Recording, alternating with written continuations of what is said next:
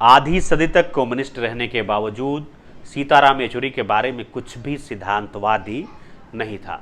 वे हमेशा एक मिलनसार व्यक्तित्व वाले शख्स थे। उन्होंने 1975 में कम्युनिस्ट पार्टी ज्वाइन की। इसी साल देश में इंदिरा गांधी ने इमरजेंसी की घोषणा की और येचुरी को जेल जाना पड़ा। वहां से शुरू हुआ सियासी सफर भारत की कम्युनिस्ट पार्टी के महासचिव बनने तक पहुंचा। वे 2015 से पार्टी की अगुवाई कर रहे थे। सीताराम येचुरी 1992 से पार्टी के पोलित ब्यूरो के सदस्य थे। कम्युनिस्ट होते हुए भी वो एक सेंटरिस्ट नेता की तरह थे, जिन्हें थोड़ा उदारवादी और बीच का रास्ता अपनाने वाला माना जाता रहा। गुरुवार को 72 वर्ष की उम्र में दिल्ली के एम्स अस्पताल में एक लंबी बीमारी के बाद उनका निधन हो गया। नमस्कार, मैं हूं विपुल और आप देख रहे हैं डेमोक्रेसी एक्सप्रेस। पिछले 5 दशकों में बंगाल से पूर्व राज्यसभा सांसद येचुरी ने न केवल सीपीएम पर बल्कि राष्ट्रीय राजनीतिक पटल पर भी अपनी छाप छोड़ी है। 1996 में संयुक्त मोर्चा सरकार के लिए साझा न्यूनतम कार्यक्रम तैयार करने में उन्होंने सक्रिय भूमिका निभाई थी। पार्टी की विचारधारा को कायम रखते हुए उन्हें इसके व्यवहारिक चेहरे के रूप में भी देखा गया। 2004 में संयुक्त प्रगतिशील गठबंधन सरकार के गठन के दौरान गठबंधन बनाने में वे एक प्रमुख व्यक्ति बन गए। एक ऐसी भूमिका जिसके लिए उन्हें पार्टी के वरिष्ठ नेता हरिकिशन सिंह सुरजीत की विरासत का वाहक माना जाता था। तब से उन्हें कांग्रेस के साथ सीपीएम के प्रमुख मध्यस्थ के रूप में देखा जाता रहा। भले ही दोनों पार्टियां केरल और बंगाल में एक दूसरे से भिड़ी हुई हों, हाल के दिनों में उन्होंने दक्षिण पंथ के प्रति पार्टी का कटु विरोध जताया और विपक्ष के भीतर एक सहयोगी शक्ति के रूप में उभरे। वामपंथी विचारों से येचुरी का जुड़ाव जवाहरलाल नेहरू विश्वविद्यालय में उनके छात्र जीवन से ही है, जहां वे अर्थशास्त्र में स्नातक की डिग्री हासिल कर चुके थे। सीपीएम के दूसरे प्रमुख नेता प्रकाश करात के साथ मिलकर उन्होंने जेएनयू में वामपंथी ताकत का मजबूत गढ़ बनाया, जो आज भी कायम है। 1975 में आपातकाल के खिलाफ प्रतिरोध का आयोजन करने के लिए उन्हें जेल भेजा गया था। सीपीएम की एक छात्र शाखा स्टूडेंट फेडरेशन ऑफ इंडिया का हिस्सा होने के कारण वे 3 बार इसके अध्यक्ष चुने गए।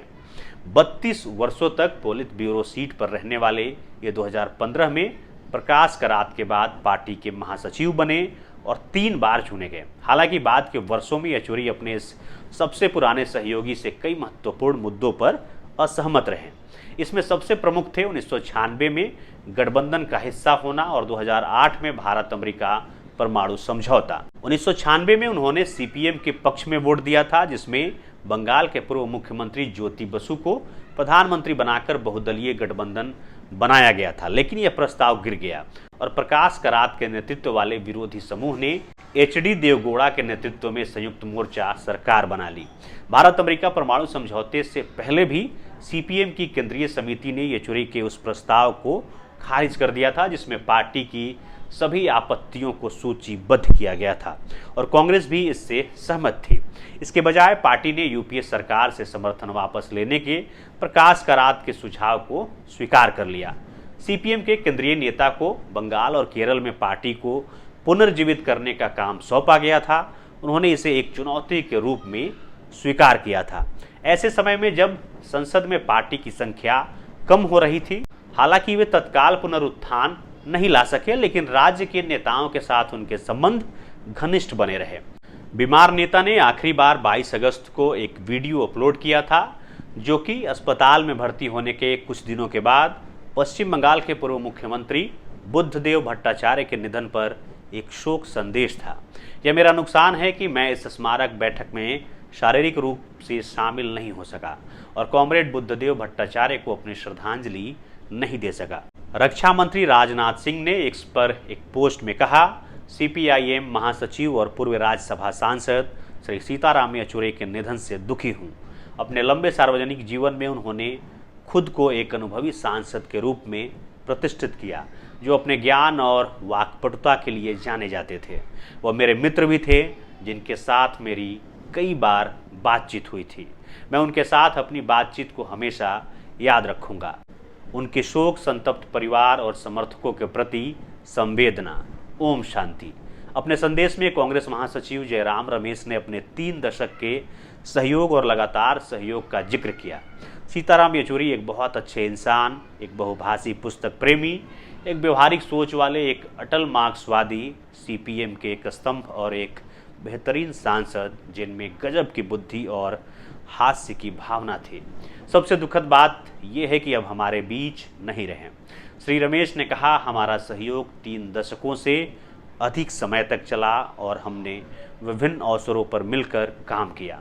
राजनीतिक स्पेक्ट्रम के सभी वर्गों में उनके मित्र थे और उनके दृढ़ धारणा और आकर्षक व्यक्तित्व के लिए उनकी प्रशंसा की जाती थी। पिछले कुछ वर्षों में राहुल गांधी के साथ उनकी घनिष्ठता बढ़ती गई थी, इतनी कि जयराम रमेश ने मजाकिया लहजे में कहा था, वे सीपीएम और कांग्रेस के भी महासचिव हैं और कभी कभी कांग्रेस में उनका प्रभाव सीपीएम से भी ज़्यादा होता है। अपने शोक संदेश में श्री गांधी ने कहा, सीताराम येचुरी जी मेरे मित्र थे, वे भारत के विचार के रक्षक थे और उन्हें हमारे देश की गहरी समझ थी। मुझे उन लंबी चर्चाओं की कमी खलेगी जो हम किया करते थे। दुख की इस घड़ी में मैं उनके परिवार, मित्रों और अनुयायियों के प्रति अपनी गहरी संवेदना व्यक्त करता हूँ।